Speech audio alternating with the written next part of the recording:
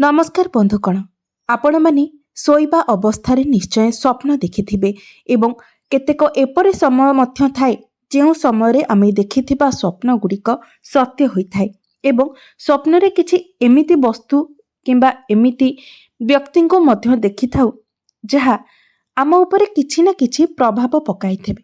तेबे आजिर एही भिडियो रे आमे माने आलोचना करिबा जदि आमे माने स्वप्न रे मृत व्यक्ति को देखिथाउ तेबे यह केउ संकेत होइथाए एवं मृत व्यक्ति माने आम स्वप्न रे आसी आमको केउ संकेत देबाकू चेष्टा करिथांती। तेबे बंधु माने ए संपर्क रे आज मु आपनकू गोटे कहानी कहिबाकू जाउची जेउ कहानी रे ए विषय रे संपूर्ण भाबरे आलोचना करा जायछि। सेतिपय भिडियोटी को स्किप न करी शेष पर्यंत निश्चय देखंतु। बंधु माने एकदा नारद मुनि भगवान शिव को देखा करिबा पई कैलाश पर्वत को जाइथिले। सेठाकू जिबा परे नारद मुनि भगवान शिव को नमस्कार कले। भगवान शिव नारद को अति प्रेम एवं आदरर सहित स्वागत कले। तापरे महादेव कहिले, हे नारद मुनि, आपण कैलाश पर्वत को आसीबार उद्देश्य कौन? आपण निश्चय किछि ना किछि गुरुत्वपूर्ण कार्य किंबा किछि गुरुत्वपूर्ण वार्ता नहीं आसीछंती। तापरे नारद मुनि कहिले, हे भगवान, आपण तो देवंकर देव महादेव, आपण तो तीन लोकर सर्वश्रेष्ठ। आपणको किछि भी कथा अछपा नहीं। आपणको समस्त प्राणी मानकर अतीत एवं भविष्यत विषय ज्ञात अछि। सेथिपाई मु आपणको पाखको एक गुरुत्वपूर्ण प्रश्नर उत्तर जानिबाको आसीछि। तेणु हे प्रभु, मु आपणको मो प्रश्नर समाधान करिबाको अनुरोध करुछि। तापरे भगवान शिव कुहंती, मुनिवर, आपण सत कहउछंती। तीनी ब्रह्मांड रे वास करुथिबा समस्त जीव विषय मु जानिछि, किंतु सविशेष रे आपण कोन चाहुछंती, आपण कोन जानिबाको इच्छुक ताहा मते कुहंतु। नारद मुनि कहिले, हे भोलानाथ, मु मर्त्य लोक को भ्रमण करिबाको जाइथिली एवं सेठारे भ्रमण करिबा परे मु अनेक अद्भुत जिनिस देखिली, जेपरिक भूत प्रेत इत्यादि जो माने सेठारे देखा जाती। एई समस्त दुष्ट शक्ति मनुष्य को असुविधारे पकाई थांती, सेमानंको सर्वदा जंत्रणा देई थांती।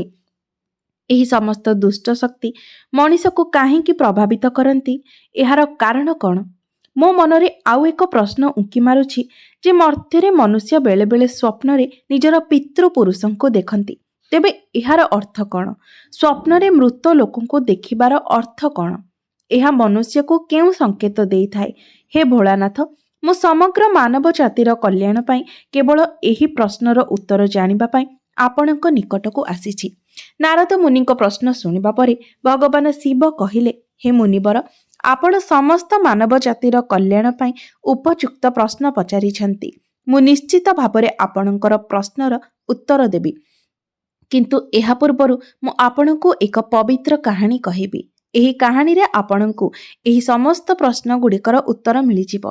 तेणु एही कहानीटी को अति ध्यानर सहित शुणन्तु। तापरे नारद मुनि कहिले, हे भोलानाथ, मते सेही पवित्र कहानीटी को निश्चय कुहंतु। मु सेही कहानी को अति ध्यानर सह शुणिबी। तापरे भगवान शिव नारद मुनि को सेही पवित्र कहानीटी कुहंती। मध्य देश रे एक विशाल सुंदर एवं मनोरम सहर थिला। सेही सहर रे गोटे व्यवसायी तांकर चारि भाईଙ୍କ सहित रहुथिले। व्यवसायी और तांकर समस्त भाई विवाहित थिले एवं समस्ते बहुत स्नेह एवं सुखरे मिलिमिशि रहुथिले। सेही व्यवसायीଙ୍କ घरे कोनोसी अभाव नथिला, कारण सेमाने समस्ते एकाठी व्यवसाय करुथिले।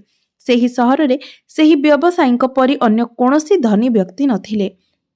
एही समस्त संपत्ति से तांकर पूर्व पुरुषंक ठारू प्राप्त करिथिले। व्यवसायीଙ୍କର पूर्व पुरुष बहुत बड़ दानी एवं दयालु थिले। सेमाने समस्ते दान धर्म यज्ञ एवं अनेक प्रकारर धार्मिक कार्य करुथिले, किंतु सेही व्यवसायी बहुत लोभी प्रकृतिर थिले एवं तांकर पूर्व पुरुष मानकर कोनोसी भी गुण तांको निकटरे नथिला। ना से केबे कोनोसी दान करुथिले, ना यज्ञ करुथिले, ना कोनोसी धार्मिक कार्य करुथिले। से तांको जीवन रे अनेक धन अर्जन करथिले, मात्र से केबे भी सेही टंकार सदुपयोग करि नथिले। व्यवसायी तांको द्वार को आसीथिबा भिकारी को मध्य गोटिए पैसा देउ नथिले किंबा भोकिला लोकन को खाइबा को मध्य देउ नथिले। जेबे कि व्यवसायीଙ୍କର पूर्व पुरुष माने भोकिला लोकन को खाइबा को एवं निर्वस्त्र मानन को पोशाक दान करुथिले, ଏହା ସହିତ ଗରିବ ଲୋକଙ୍କୁ ଅନେକ ଉପାୟରେ ଦାନ ଧର୍ମ କରି ସେବା କରୁଥିଲେ। କିନ୍ତୁ ଅପରପକ୍ଷେ ଏହି ବ୍ୟବସାୟୀ ନିଜର ପୂର୍ବପୁରୁଷମାନଙ୍କୁ କେବେ ବି ଅନୁସରଣ କଲେ ନାହିଁ। ସର୍ବଦା ଧନ ଅର୍ଜନରେ ବ୍ୟସ୍ତ ରହିଲେ। ଏଣୁ ସେମାନଙ୍କର ବହୁତ ଧନ ଥିଲା। ଶେଷରେ ଏପରି ହେଲା ଯେ ତାଙ୍କ ପୂର୍ବପୁରୁଷମାନେ ତାଙ୍କ ଉପରେ ଅତ୍ୟଧିକ କ୍ରୋଧିତ ହୋଇଗଲେ ଏବଂ ସେମାନେ ପିତୃଲୋକରେ ଅସନ୍ତୁଷ୍ଟ ହେବାକୁ ଲାଗିଲେ। ବ୍ୟବସାୟୀ ଟଙ୍କା ରୋଜଗାରର ଲୋଭରେ ଏତେ ଅନ୍ଧ ହୋଇଗଲେ ଯେ ସେ ନିଜର ପୂର୍ବପୁରୁଷମାନଙ୍କୁ ମଧ୍ୟ ଭୁଲିଗଲେ ଏବଂ ଧୀରେ ଧୀରେ ଶ୍ରାଦ୍ଧ ଓ ତର୍ପଣ କରିବା ମଧ୍ୟ ଭୁଲିଗଲେ। ସେ ତାଙ୍କର ପିତୃପୁରୁଷଙ୍କୁ ଶ୍ରଦ୍ଧାଞ୍ଜଳି ମଧ୍ୟ ଦେଉନଥିଲେ, ଯେଉଁଥିପାଇଁ ତାଙ୍କର ପୂର୍ବପୁରୁଷମାନଙ୍କର ଆତ୍ମା ସନ୍ତୁଷ୍ଟ ହେଉନଥିଲା ଏବଂ ନିଜ ପୁଅର ଏହି ଆଚରଣ ଯୋଗୁଁ ସେମାନେ ଅତ୍ୟନ୍ତ ଦୁଃଖିତ ହେବାକୁ ଲାଗିଲେ। ତାପରେ ପିତୃପୁରୁଷ ଘରେ ଥିବା ସଦସ୍ୟମାନଙ୍କୁ ସ୍ୱପ୍ନରେ ସଂକେତ ଦେବା ଆରମ୍ଭ କଲେ। ସର୍ବପ୍ରଥମେ ସେ ତାଙ୍କର ବଡ଼ ପୁଅ ଯଥା ସେହି ବ୍ୟବସାୟୀଙ୍କୁ ସ୍ୱପ୍ନରେ ଦେଖାଦେଲେ ଏବଂ ତାଙ୍କୁ ସଂକେତ ଦେଲେ, କିନ୍ତୁ ତାଙ୍କର ବଡ଼ ପୁଅ ତାଙ୍କର ସଂକେତକୁ ବୁଝିପାରିଲେ ନାହିଁ ଓ ପରଦିନ ସେ ସେହି ସ୍ୱପ୍ନକୁ ଭୁଲିଗଲେ ଏବଂ ପୂର୍ବପୁରୁଷଙ୍କର ଦ୍ୱାରା ସ୍ୱପ୍ନରେ ଦିଆଯାଇଥିବା ସଂକେତକୁ ଅଣଦେଖା ମଧ୍ୟ କରିଦେଲେ। ତାପରେ ପିତୃପୁରୁଷ ଦ୍ୱିତୀୟ ପୁଅର ସ୍ୱପ୍ନକୁ ଯାଇ ତାଙ୍କୁ ଦର୍ଶନ ଦେଲେ ଏବଂ ତାଙ୍କୁ ବି ସଂକେତ ଦେଲେ, କିନ୍ତୁ ସେ ପୁଅ ମଧ୍ୟ ସେହି ସ୍ୱପ୍ନକୁ ଭୁଲିଗଲେ ଏବଂ ପୂର୍ବପୁରୁଷଙ୍କର ସଂକେତକୁ ଅଣଦେଖା କରିଦେଲେ।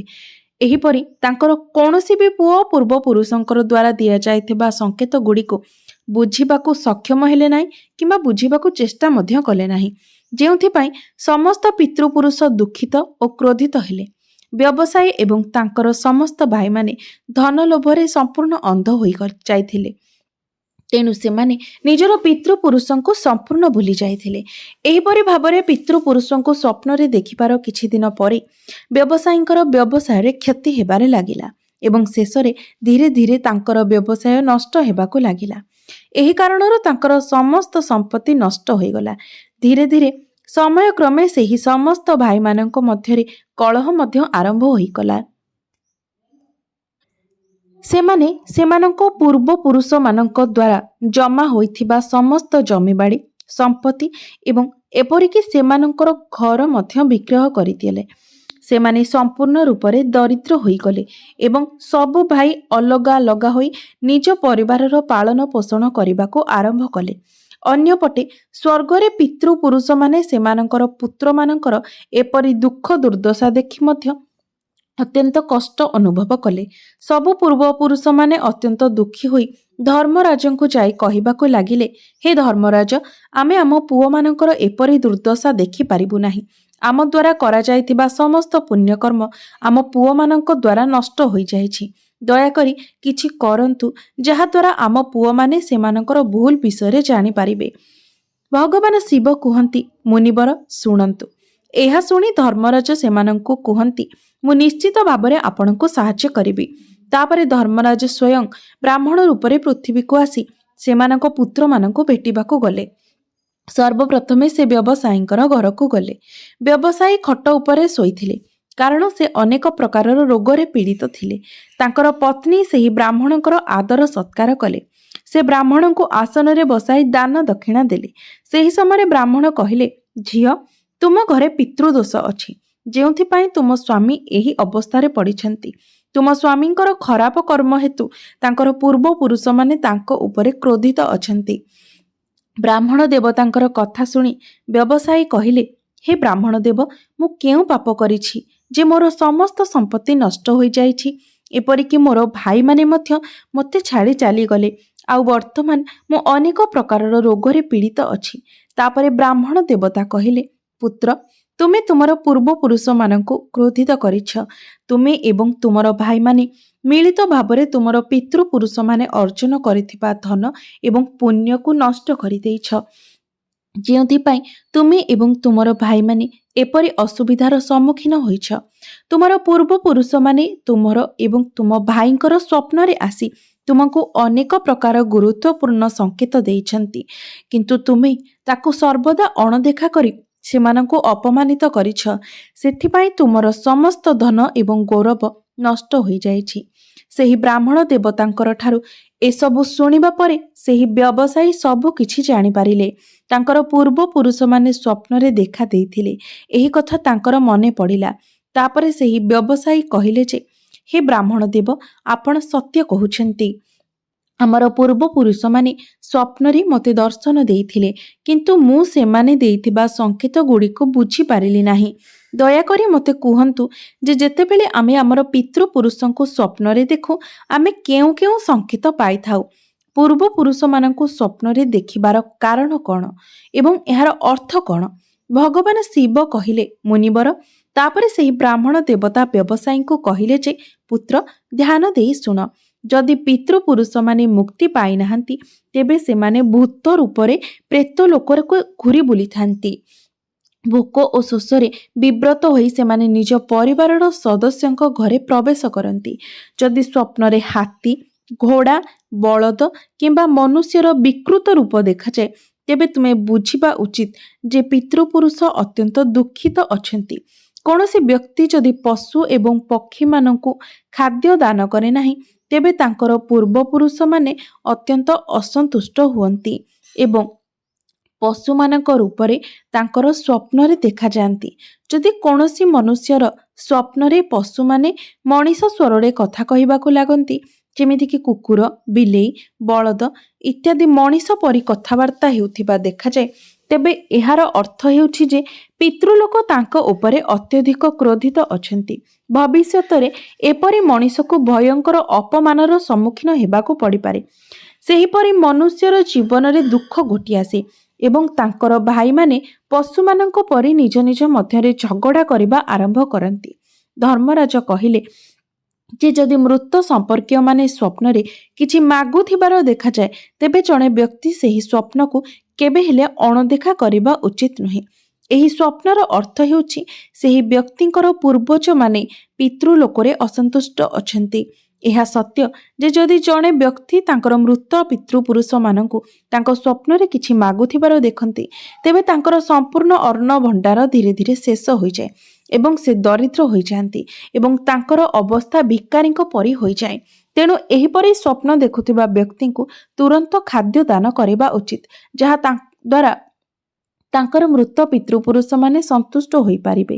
ଯଦି କୌଣସି ପୂର୍ବପୁରୁଷ ସ୍ୱପ୍ନରେ କ୍ରୋଧିତ ଅବସ୍ଥାରେ ଦେଖାଯାଆନ୍ତି, ତେବେ ଏହାର ଅର୍ଥ ଏହା ଯେ ସେହି ବ୍ୟକ୍ତିଙ୍କର ପୂର୍ବପୁରୁଷମାନେ ତାଙ୍କ କାର୍ଯ୍ୟରେ ସନ୍ତୁଷ୍ଟ ନୁହନ୍ତି ଏବଂ ସେ ବ୍ୟକ୍ତି ଯାହା ବି କରନ୍ତି ତାହା ବୃଥା ହୋଇଯାଏ ଏବଂ ଅନେକ କ୍ଷତି ସହିବାକୁ ପଡ଼େ ଓ ସେ କୌଣସି ଫଳ ପାଆନ୍ତି ନାହିଁ।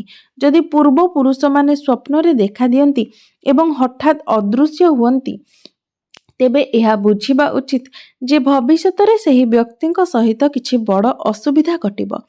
ଯଦି ଜଣେ ବ୍ୟକ୍ତି ତାଙ୍କର ମୃତ ସମ୍ପର୍କୀୟଙ୍କୁ ସ୍ୱପ୍ନରେ କାନ୍ଦୁଥିବାର ଦେଖନ୍ତି, ତେବେ ଏହା ଏକ ବାର୍ତ୍ତା ଅଟେ। ଏହା ସୂଚିତ କରେ ଯେ ଭବିଷ୍ୟତରେ ତାଙ୍କୁ କ୍ଷତି ସହିବାକୁ ପଡ଼ିବ, ତାଙ୍କର ସମସ୍ତ ଧନ ଏବଂ ବୈଭବ ନଷ୍ଟ ହୋଇଯିବ ଓ ତାଙ୍କୁ ଭୟଙ୍କର ଦାରିଦ୍ର୍ୟତାର ସମ୍ମୁଖୀନ ହେବାକୁ ପଡ଼ିବ।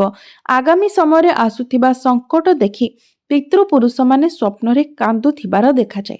ଯଦି ପିତୃପୁରୁଷମାନେ ମଇଳା ଏବଂ ଅପରିଷ୍କାର ପୋଷାକ ପିନ୍ଧିଥିବାର ସ୍ୱପ୍ନରେ ଦେଖାଯାଏ, ତେବେ ନିଶ୍ଚିତ ଭାବରେ ସେହି ବ୍ୟକ୍ତିଙ୍କର ସମସ୍ତ ସମ୍ପତ୍ତି ନଷ୍ଟ ହୋଇଯିବ ଏବଂ ସେ ଦରିଦ୍ର ହୋଇଯିବେ।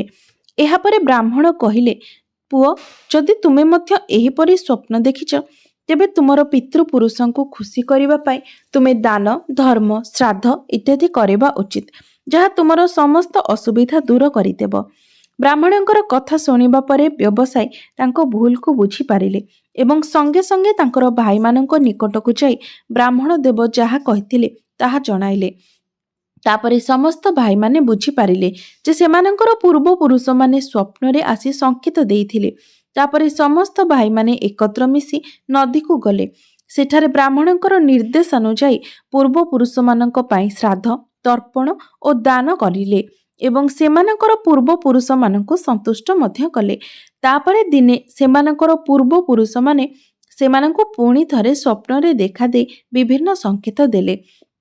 ଭଗବାନ ଶିବ କହିଲେ, ହେ ମୁନିବର, ଯେତେବେଳେ ପୂର୍ବପୁରୁଷମାନେ ସନ୍ତୁଷ୍ଟ ହୁଅନ୍ତି, ତେବେ ଜଣେ ବ୍ୟକ୍ତି ଅନେକ ପ୍ରକାରର ସଂକେତ ପାଇଥାଏ। ଯଦି ସ୍ୱପ୍ନରେ ଜଣେ ମୃତ ପରିଜନ ତାଙ୍କ ପରିବାରର ସଦସ୍ୟର ମୁଣ୍ଡକୁ ଯତ୍ନରେ ଆଉଁସିଥାନ୍ତି, ତେବେ ଏହି ସ୍ୱପ୍ନର ଅର୍ଥ ହେଉଛି ଯେ ତାଙ୍କର ପୂର୍ବପୁରୁଷମାନେ ବହୁତ ଖୁସି ଏବଂ ଏହା ସଂକେତ ଦିଅନ୍ତି ଯେ ସେହି ବ୍ୟକ୍ତିଙ୍କ ଜୀବନରେ ଅନେକ ଖୁସିର ସମୟ ଆସିବାକୁ ଯାଉଛି। ଯଦି ସ୍ୱପ୍ନରେ ପୂର୍ବପୁରୁଷମାନେ କୌଣସି ବ୍ୟକ୍ତିଙ୍କ ଆଡ଼କୁ ହାତ ବଢ଼ାଇଥିବାର ଦେଖାଯାଏ, ତେବେ ସେମାନେ ସୂଚାଇ ଦିଅନ୍ତି ଯେ ବ୍ୟକ୍ତି ଯେଉଁ ବି କାର୍ଯ୍ୟ କରୁଛି ସେ ନିଶ୍ଚିତ ଭାବରେ ସେହି କାର୍ଯ୍ୟରେ ସଫଳତା ପାଇବ। ଯଦି ପୂର୍ବପୁରୁଷମାନେ ସ୍ୱପ୍ନରେ ସୁସ୍ଥ ଦେଖାଯାଆନ୍ତି, ଚେହେରା ଉଜ୍ଜ୍ୱଳ ଏବଂ ଦୃଶ୍ୟମାନ ଦେଖାଯାଏ ବା ତାଙ୍କର ପୋଷାକ ମଧ୍ୟ ଉଜ୍ଜ୍ୱଳ ଏବଂ ଧଳା ରଙ୍ଗର ଥାଏ, ତେବେ ଏହା ବୁଝିବା ଉଚିତ ଯେ ପିତୃପୁରୁଷମାନେ ମୁକ୍ତି ପାଇବା ସାରିଛନ୍ତି। ଯଦି ପୂର୍ବପୁରୁଷମାନେ ସ୍ୱପ୍ନରେ ଦୂର ଆକାଶରେ ମେଘରେ ବସିଥିବାର ଦେଖାଯାଏ, ତେବେ ଏହା ଏକ ଶୁଭ ସଂକେତ ଅଟେ ଯେ ବ୍ୟକ୍ତିର ପୂର୍ବପୁରୁଷମାନେ ବହୁତ ଖୁସି ଏବଂ ତାଙ୍କୁ ଆଶୀର୍ବାଦ କରୁଛନ୍ତି। ଏହିପରି ଭାବରେ ସେହି ସମସ୍ତ ଭାଇମାନେ ସେମାନଙ୍କର ପୂର୍ବପୁରୁଷଙ୍କ ଠାରୁ ଶୁଭ ସଂକେତ ପାଆନ୍ତି। ସେମାନଙ୍କର ସମସ୍ତ ହଜିଯାଇଥିବା ଧନ ଏବଂ ସମ୍ପତ୍ତି ଧୀରେ ଧୀରେ ସେମାନଙ୍କର ନିକଟକୁ ଫେରିଆସେ ଏବଂ ସମସ୍ତ ଭାଇମାନେ ଏକତ୍ର ମିଶି ଜୀବନ ଯାପନ କରିବା ଆରମ୍ଭ କରି ଖୁସିରେ ଜୀବନ ଯାପନ କରନ୍ତି। ଭଗବାନ ଶିବ କହିଲେ, ମୁନିବର, ଯେଉଁ ଘରର ପୂର୍ବପୁରୁଷମାନେ ସନ୍ତୁଷ୍ଟ ଥାନ୍ତି, ସେହି ଘରେ ସୁଖ, ସମ୍ପତ୍ତି ଏବଂ ସମୃଦ୍ଧତା ଥାଏ ଏବଂ ଯେଉଁ ଗୃହରେ ପିତୃପୁରୁଷ ଅସନ୍ତୁଷ୍ଟ ଥାନ୍ତି, ସେହି ଗୃହର ଲୋକମାନେ ଅନେକ ଅସୁବିଧାରେ ଘେରି ରହିଥାନ୍ତି। ତେବେ ବନ୍ଧୁମାନେ, ଆମେମାନେ ଆଜି ଏହି ଭିଡ଼ିଓରେ ଜାଣିଲେ ଯେ ସ୍ୱପ୍ନରେ ମୃତ ବ୍ୟକ୍ତିଙ୍କୁ ଦେଖିବାରେ ଯେଉଁ ସବୁ ସଂକେତ ମିଳିଥାଏ ସେଗୁଡ଼ିକର ଅର୍ଥ କ'ଣ। ତେବେ ଆପଣଙ୍କୁ ଯଦି ଏହି ଭିଡ଼ିଓଟି ଭଲ ଲାଗିଥାଏ, ତେବେ ଭିଡ଼ିଓଟିକୁ ଲାଇକ୍ କରି ଚ୍ୟାନେଲଟିକୁ ନିଶ୍ଚୟ ସବସ୍କ୍ରାଇବ୍ କରିଦେବେ ଏବଂ କମେଣ୍ଟ ବକ୍ସରେ ଭକ୍ତି ଏବଂ ଶ୍ରଦ୍ଧାର ସହିତ ଜୟ ଶ୍ରୀକୃଷ୍ଣ ନିଶ୍ଚୟ ଲେଖିବେ।